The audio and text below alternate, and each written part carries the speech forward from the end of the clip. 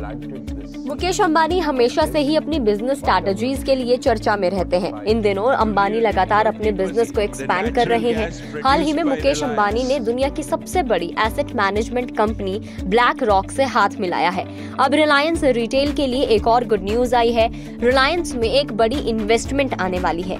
कौन रिलायंस रिटेल में इन्वेस्ट कर रहा है और क्या कुछ प्लान है, चलिए आपको बताते हैं। दरअसल Qatar investment authority QIA Reliance industries limited की कंपनी रिलायंस रिटेल वेंचर्स में 8,278 करोड़ रुपए का इन्वेस्टमेंट करेगी। इस इन्वेस्टमेंट के अंडर QIA को रिलायंस रिटेल वेंचर्स में 0.99% की स्टेक होल्डिंग मिलेगी। RIL ने वेडनेसडे यानी कि 23 अगस्त को इसके बारे में इंफॉर्मेशन दी है। आपको पता ही है कि मुकेश अंबानी की इकलौती बेटी ईशा अंबानी रिलायंस रिटेल कारोबार को संभालती है। तो इस इन्वेस्टमेंट पर रिलायंस रिटेल वेंचर्स की डायरेक्टर ईशा अंबानी का मानना है कि कंपनी को QIA के ग्लोबल एक्सपीरियंस और वैल्यू क्रिएशन के मजबूत ट्रैक रिकॉर्ड से बेनिफिट मिलेगा।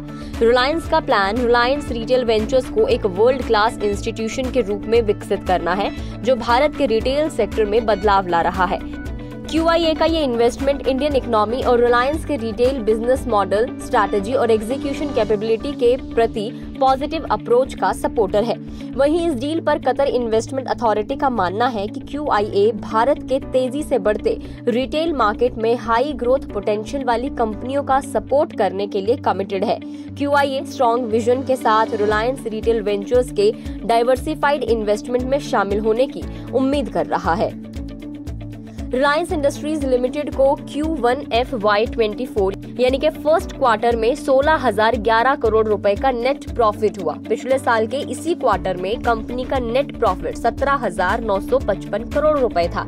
यानी इस फाइनेंशियल ईयर के फर्स्ट क्वार्टर में कंपनी के नेट प्रॉफिट में 11% की गिरावट आई है। इसके साथ ही अप्रैल जून वाले क्वार्टर में कंपनी का रेवेन्यू 2.07 लाख करोड़ रुपीस रहा था। पिछले फाइनेंशियल ईयर के सेम पीरियड में ये 2.19 लाख करोड़ रुपीस का था। रिलायंस रिटेल वेंचर्स स्टोर्स और ऑनलाइन दोनों ही प्लेटफॉर्म्स पर अवेलेबल है।